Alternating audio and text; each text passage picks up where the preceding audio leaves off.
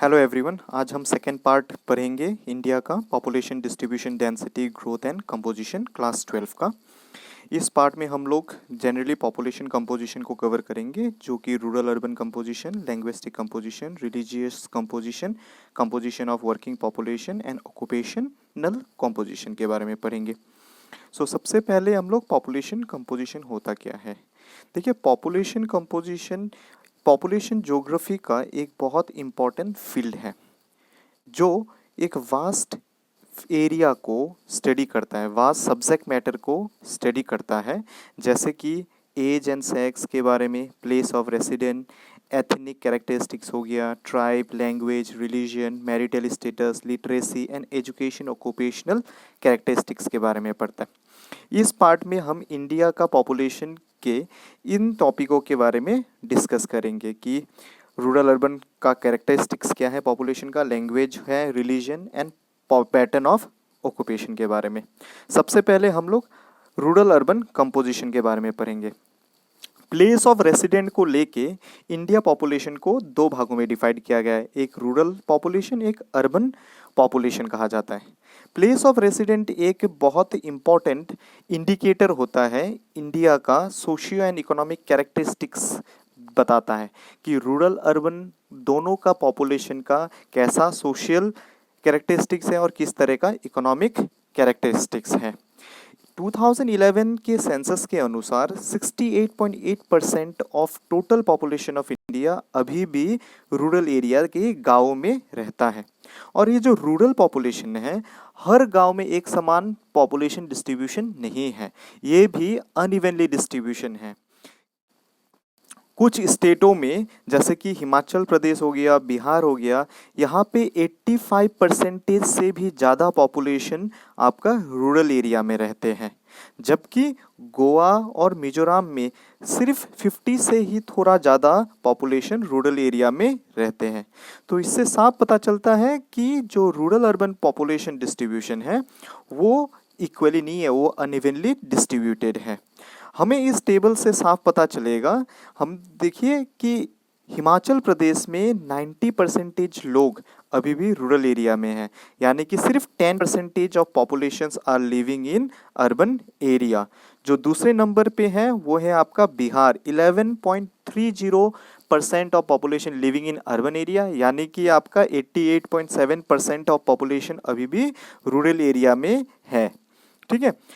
और अगर आप यूनियन टेरिटरी को देखेंगे, सिर्फ दादर एंड नगर हवेली का जो पॉपुलेशन है, रूरल पॉपुलेशन 53.8% है। ठीक है, 53.38% है। उसके अलावा जितना भी यूनियन टेरिटरी है, जैसे कि चंडीगढ़ हो गया, दिल्ली हो गया, लक्षद्वीप हो गया, सबका पॉपुलेशन, मैक्सिमम पॉपुलेशन जैसे 97% या 98% populations are living in urban area. जो रूरल एरिया है, जो विलेज है, उसका साइज भी वेराइज करता है। कोई कोई रूरल एरिया बहुत ज़्यादा है, जैसे कि हिली state of north east India हो गया या वेस्टर्न राजस्थान हो गया, रन ऑफ कच्छ हो गया, वहाँ पे एक गांव में मैक्सिमम लोग 200 पर्सन भी रहते हैं। जहाँ पर 200 आदमी रहते हैं वो एक पर्टिकुलर गांव मान देते हैं। लेकिन स्टेट जैसे कि केरला हो गया, महाराष्ट्र हो गया, वहाँ पे तो एक गांव में लगभग 17,000 पॉपुलेशन भी रहते हैं। तो इससे क्लियर होता है कि कुछ स्टेटों में विलेज जो होता है वो बहुत बड़ा होता है, वहाँ पे बहुत ज़्यादा पॉपुलेशन रहते हैं।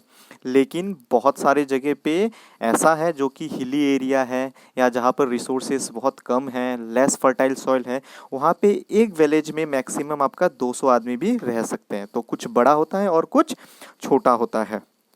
ये जो रूरल अर्बन कंपोजिशन है या जो डिस्ट्रीब्यूशन है, रूरल पॉपुलेशन का डिस्ट्रीब्यूशन है, वो इंट्रा स्टेट के साथ साथ इंटर स्टेट्स में भी डिफरेंट होता है। इसका मतलब ये है कि स्टेट्स जैसे कि बिहार हो गया, हिमाचल प्रदेश हो गया, आसाम हो गया, इन स्टेटों में रूरल का पॉपुलेशन ज़्यादा है। उनके बीच के डिस्ट्रिक्ट में भी कहीं पे ज़्यादा और कहीं पे कम है, और कुछ स्टेटों में रूरल पॉपुलेशन कम है बल्कि अर्बन पॉपुलेशन ज़्यादा है। अब ये जो रूरल अर्बन पॉपुलेशन कहीं पे ज़्यादा है कहीं पे कम है, उसका कारण क्या होता है? उसका मेन कारण होता है कि अर्बनाइजेशन का बढ़ना। ठीक है, अर्बनाइजेशन का बढ़ना, और वो हेल्प करता है आपका रूरल पॉपुलेशन को रेगुलेट करता है, उसका कंसंट्रेशन, कहीं पे ज़्यादा पॉपुलेशन कंसंट्रेशन है और कहीं पे कम है। 2011 सेंसस के अनुसार इंडिया का 31.16% of population he urban area में है और बाकी सारा का सारा रूरल एरिया में है। इन रिसेंट डिकेड लास्ट 2000 से जो अर्बन पॉपुलेशन है वो बहुत तेजी से बढ़ना शुरू हो गया है। उसका मेन कारण है आपका माइग्रेशन। माइग्रेशन के वजह से जो है अर्बन एरिया का जो पॉपुलेशन है वो बहुत तेजी से बढ़ने लग गया। अब माइग्रेशन किस लिए ज़्यादा हो रहा है? उसका ज़्यादा होने का मेन रीज़न ये है कि अर्बन एरिया में इकोनॉमिक डेवलपमेंट के साथ आपका हेल्थ और हाइजीन कंडीशन में भी इम्प्रूवमेंट हुआ है और अर्बन एरिया में जॉब अपॉर्चुनिटी बहुत ज़्यादा मिलता है, जिसके वजह से रूरल एरिया से अर्बन एरिया के तरफ माइग्रेशन होना शुरू हो गया था। अभी भी वो चलते आ रहा है। जब इंडिया इंडिपेंडेंट हुआ था सिर्फ 5% of populations way living in urban area, लेकिन अभी 31% है अकॉर्डिंग टू 2011 सेंसस। जो ये अर्बन पॉपुलेशन है रूरल पॉपुलेशन के तरह ये भी अनइवनली डिस्ट्रीब्यूटेड है, वो भी वाइड वेरिएशन है थ्रू आउट द कंट्री में। सो 2011 के अनुसार हर स्टेट एंड यूनियन टेरिटरी में जो अर्बन पॉपुलेशन है वो बहुत तेज़ी से बढ़ रहा है। इससे ये इंडिकेट होता है कि हर अर्बन एरिया में सोशियो इकोनॉमिक कंडीशन के साथ साथ आपका रूरल अर्बन माइग्रेशन भी बढ़ते जा रहा है। ठीक है, अब रूरल अर्बन माइग्रेशन किस लिए ज़्यादा बढ़ रहा है? इसका बढ़ने का मेन रीज़न ये है कि अब गांव टाउनों के साथ रोड बाय रोड हो या रेलवे से अच्छे कनेक्टेड है, स्पेशली आपका नॉर्दर्न प्लेन एरिया में हो गया या जो जो इंडस्ट्रियल एरिया है जैसे कि कोलकाता हो गया या आपका अहमदाबाद हो गया, मुंबई हो गया, मैसूर हो गया, इन सब जगहों पे अब वेल कनेक्टेड नेटवर्क्स है रोड और रेलवे का, जिसके वजह से रूरल एरिया से अर्बन एरिया में ज़्यादा माइग्रेशन होना शुरू हो गया। लेकिन बहुत सारे जगह हैं जैसे कि आपका lower and middle Ganga plain जहां एग्रीकल्चर अभी भी डेवलप नहीं हुआ है ज़्यादा, इंक्लूडिंग तेलंगाना में भी, वेस्टर्न राजस्थान में जहां पर इरिगेशन बहुत कम है, और remote area of north east India जैसे कि माउंटेनियस एरिया या हिली एरिया हो गया, और जो एरिया आपका फ्लड से अफेक्टेड है अभी भी वहाँ अर्बन पॉपुलेशन बहुत कम है। वहाँ पर अर्बनाइजेशन जो अर्बन माइग्रेशन हो रहा है रूरल से अर्बन एरिया में उसका प्रोपोर्शन भी काफ़ी कम है। ठीक है, अब हम बात करेंगे लैंग्विस्टिक कंपोजिशन के बारे में। इंडिया एक लैंग्विस्टिक डाइवर्स कंट्री है। इंडिया में बहुत सारे अलग अलग तरह के भाषा बोले जाते हैं। Linguistic survey of India Gierson के मुताबिक इंडिया में लगभग 179 लैंग्वेजेस बोले जाते हैं और 554 डायलेक्ट बोला जाता है। ये सर्वे 1903 से 1928 के बीच में किया गया था। मॉडर्न पीरियड में कॉन्स्टिट्यूशन के अनुसार इंडिया में 22 शेड्यूल लैंग्वेज हैं और बहुत सारे नॉन शेड्यूल लैंग्वेज भी बोले जाते हैं। उन सारे शेड्यूल लैंग्वेज मतलब 22 शेड्यूल लैंग्वेजेस के अंदर हिंदी सबसे ज़्यादा परसेंटेज में बोले जाने वाला लैंग्वेज है भारत में, और सबसे कम जो भाषा बोला जाता है वो होता है आपका संस्कृत, बोरो और मणिपुरी। ये जो लैंग्विस्टिक रीजन है, जैसे हम लोग कभी भी फिक्स नहीं कह सकते हैं कि इंडिया का ये वाला जगह पे सिर्फ मराठी बोला जाता है या ये वाला जगह पे सिर्फ बंगाली बोला जाता है। उसका कोई भी फिक्स बाउंड्री नहीं है। एक से लाइन खींच देने से नहीं पता चल जाएगा कि इधर में बंगाली बोलेगा और इधर पे आपका आसामीज़ बोलेगा। सो जो आपका लैंग्विस्टिक रीजन है वो असल में क्या करता है, ओवरलैप्ड करता है।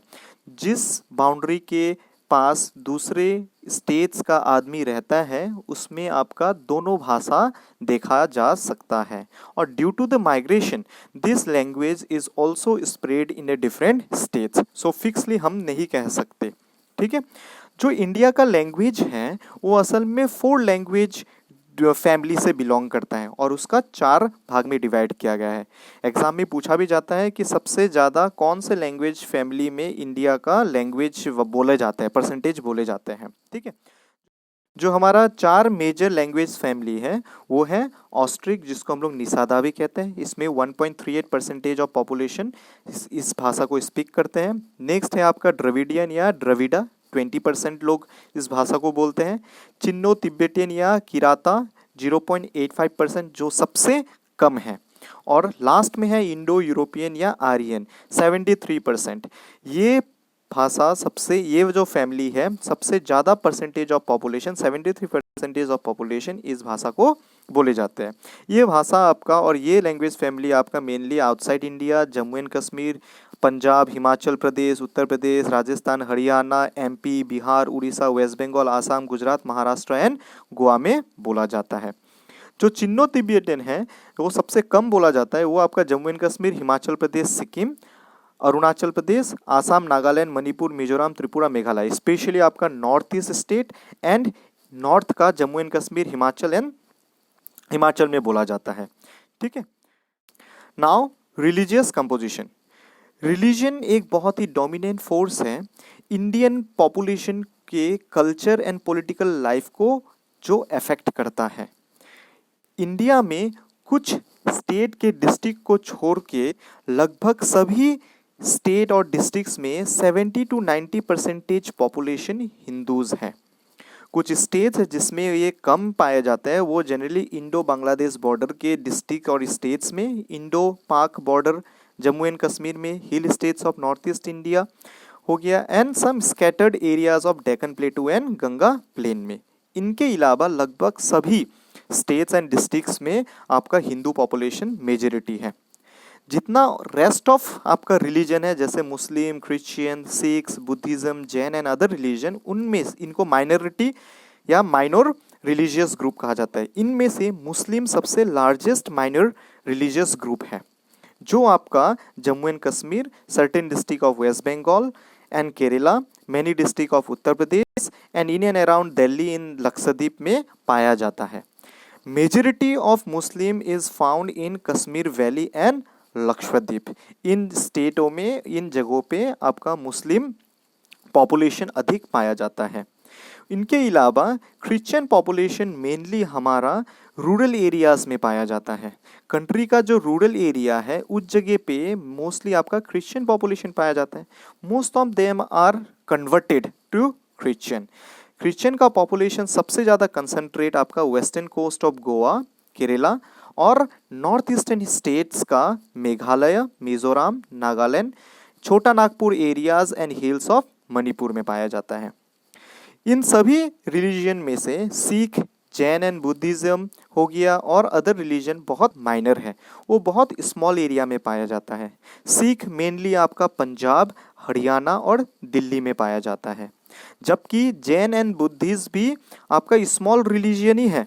ठीक है, लेकिन वो भी स्मॉल पॉकेट्स या और स्मॉल एरियाज में पाया जाता है, specially urban areas of Rajasthan, Gujarat and Maharashtra में। और बुद्धिस्ट सबसे ज़्यादा महाराष्ट्र में पाया जाता है। उसके अलावा आपका majority area of Sikkim, Arunachal Pradesh, Ladakh in Jammu and Kashmir, Tripura, Lahaul and Spiti in Himachal Pradesh. इन सब रिलीजन के अलावा जोरेस्ट्रियन और कुछ tribal and other indigenous faith को मानने वाले भी पॉपुलेशन है, लेकिन वो बहुत स्मॉल पॉकेट्स में पाया जाता है जो बहुत जगह पे स्कैटर्ड है। अब हम डिस्कस करेंगे कंपोजिशन ऑफ वर्किंग पॉपुलेशन के बारे में। इकोनॉमिक स्टेटस के अनुसार वर्किंग पॉपुलेशन को 3 भागों में डिवाइड किया गया है। एक है आपका main workers, marginal workers and last one is non workers.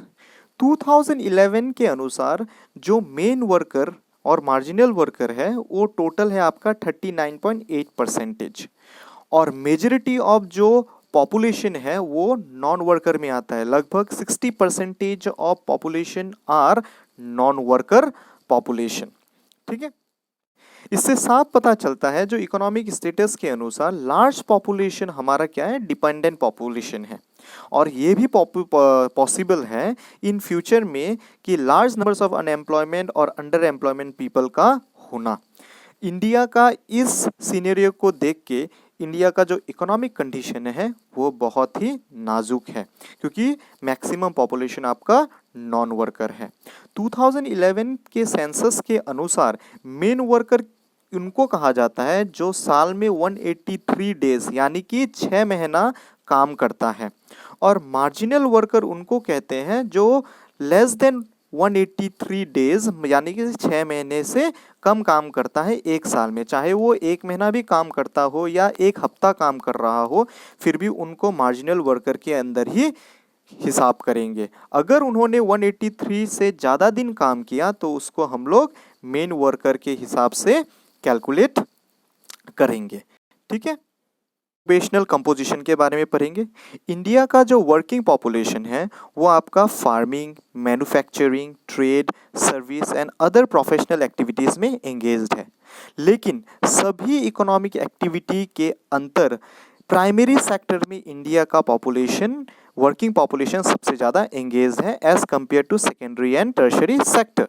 According to 2011 census 54.6% of total working population India का कल्टीवेटर है या तो एग्रीकल्चर लेबर है, या तो खुद खेती कर रहे हैं या तो दूसरे के खेत में खेती कर रहे हैं as a agriculture labourer. Only 3.8% worker आपका हाउस होल्ड इंडस्ट्री में इन्वॉल्व है, और 41.6% of worker involve in non household industries, trade, commerce, construction and repairs and other services. So इन चारों पॉइंट से हमें ये पता चल रहा है कि इंडिया इज अ एग्रियन कंट्री जहाँ पर मैक्सिमम पॉपुलेशन आपका प्राइमरी सेक्टर जैसे कि agriculture, fishing, pastoralism, mining activities या फूड गैदरिंग में इन्वॉल्व है। इसके साथ साथ मेल और फीमेल का जो वर्क पार्टिसिपेशन है उसमें भी डिफरेंसेस हैं। मेल का वर्क पार्टिसिपेशन ज़्यादा है फीमेल के कंपैरिजन में। इस टेबल पे मेल एंड फीमेल का डिफरेंट सेक्टर्स में पार्टिसिपेशन दिखाया गया है। जो प्राइमरी सेक्टर में है वो सबसे ज़्यादा है 54.6%, उसमें मेल का भी ज़्यादा है, फीमेल का भी ज़्यादा है, लेकिन हर सेक्टर में फीमेल से ज़्यादा पार्टिसिपेशन मेल का है। सेकेंडरी सेक्टर्स में 3.8, टर्शरी में 41.6%। अगर आप एक कंपैरिजन करेंगे प्राइमरी सेक्टर और सेकेंड टर्शरी सेक्टर में मेल पॉपुलेशन के बीच में ज़्यादा डिफरेंस नहीं है, लेकिन उसी सेक्टर में फीमेल में आधे से भी ज़्यादा डिफरेंस है। इसका मतलब फीमेल का मैक्सिमम पॉपुलेशन प्राइमरी सेक्टर में इन्वॉल्व है और उससे आधा आपका टर्शरी में है, लेकिन वो चीज़ हमें मेल में देखने को नहीं मिलता। इससे एक चीज़ तो साफ पता चलता है, there is a social discrimination between male and female. ठीक है, जो मेल फीमेल या ट्रांसजेंडर जो डिवीजन किया गया है वो असल में नेचुरल है, बायोलॉजिकल है, उसमें ह्यूमन का रोल नहीं है। लेकिन ये जो बायोलॉजिकल डिफरेंसेस हैं जो डिस्टिंग्विश किया है, हमने उसको एक सोशल इंस्टीट्यूशन में नॉर्म्स के हिसाब से मान लिया। हम अब मेल फीमेल ट्रांसजेंडर को लेके सोशल डिस्क्रिमिनेशन करते हैं। हम सोचते हैं कि फीमेल है that means they are physically weak, their work is to remain in the house, घर का काम करना या खेती का काम करना। हम ये सोचते हैं कि फीमेल अगर बाहर काम करने जाएंगे तो घर में कौन काम करेगा या वो पॉल्यूट हो जाएगा, जिसके वजह से बहुत सारे इंडियन सोसाइटी में फीमेल को बाहर में काम करने के लिए इजाज़त नहीं देते, specially in secondary and tertiary sectors में। ये चीज़ आपका किसी भी कंट्री को एक हैंडीकैप बनाने के लिए एक सीरियस रोल प्ले करता है, क्योंकि फीमेल का भी इक्वल रोल होता है एक कंट्री का इकोनॉमिक डेवलपमेंट करने के लिए। लेकिन हमारा सोसाइटी डिस्क्रिमिनेशन करने के कारण फीमेल को पार्टिसिपेट करने नहीं देता, जिससे एक कंट्री का इकोनॉमिक में रुकावट आता है। इस चीज़ को यूएनडीपी ने भी एक्नॉलेज किया है। उन्होंने ये कहा है कि अगर हम डिस्क्रिमिनेशन को ख़त्म नहीं करेंगे तो हमारा डेवलपमेंट एंडेंजर होगा, हमारा डेवलपमेंट नहीं हो पाएगा, हम डेवलपमेंट नहीं कर पाएंगे। डिस्क्रिमिनेशन करना एक बहुत ही घिनौना क्राइम है अगेंस्ट ह्यूमैनिटी। सो चाहे वो जेंडर डिस्क्रिमिनेशन हो, चाहे किसी भी तरह का डिस्क्रिमिनेशन, कास्ट डिस्क्रिमिनेशन हो, किसी भी तरह का discrimination is a crime against humanity. और ये सिर्फ आपका डेवलपमेंट इन इकोनॉमी को ही रुकावट नहीं करता, बल्कि सोशल डेवलपमेंट, एजुकेशनल डेवलपमेंट, हर चीज़ में एक रुकावट लाता है। अगर हमें डेवलपमेंट करना है तो इस डिस्क्रिमिनेशन को हटाना पड़ेगा। इसको हटाने के लिए दिस प्रेजेंट गवर्नमेंट ने बेटी बचाओ बेटी पढ़ाओ का नेशनल कैंपेन भी किया है। और इसको हम तभी हटा सकते हैं जब हम प्रॉपर एजुकेशन प्रोवाइड करेंगे, एम्प्लॉयमेंट अपॉर्चुनिटी प्रोवाइड करेंगे, फीमेल को भी इक्वल पॉलिटिकल रिप्रेजेंटेशन करने का हेल्प करेंगे। जैसे कि अभी अब लोकसभा में देखिए फीमेल का जो एमपी है वो कंपेरेटिवली लेस है एज कंपेयर टू मेल। क्यों? क्योंकि उनको प्रॉपर पॉलिटिकल रिप्रेजेंटेशन करने का मौका नहीं मिलता। बहुत सारे जगह पे सेम वर्क करने के बावजूद भी फीमेल को लो वेजेस मिलता है। ये सब डिस्क्रिमिनेशन अभी भी चलते आ रहा है। अगर डेवलपमेंट करना है तो इन सब फैसिलिटी को इक्वली डिस्ट्रीब्यूट करना पड़ेगा, male, female and even between transgender. यही एक सबसे इम्पॉर्टेंट चीज़ है कि हमें जो डिस्क्रिमिनेशन है उसको हटाना है, अपना जो सोसाइटी है, एक सिविक लाइफ को इम्प्रूव करना है। गवर्नमेंट ने बहुत इम्पोर्टेंटली एक्नॉलेज किया है कि डिस्क्रिमिनेशन को हटाना जरूरी है। अब हम फीमेल के वर्क पार्टिसिपेशन को देखेंगे। हमने लास्ट टेबल में भी देखा था कि फीमेल का सबसे ज़्यादा पार्टिसिपेशन प्राइमरी सेक्टर्स में है, ठीक है। और इसको हम तभी इम्प्रूव कर पाएंगे जब हम वुमेन को कुछ डिफरेंट और इक्वल अपॉर्चुनिटी प्रोवाइड करेंगे, तभी फीमेल का पार्टिसिपेशन सेकेंडरी या टर्शियरी सेक्टर्स में देखा जा सकता है। बट रिसेंटली ये चीज़ देखा गया है कि स्लोली वुमेन का participation has been increased in secondary as well as in tertiary sectors.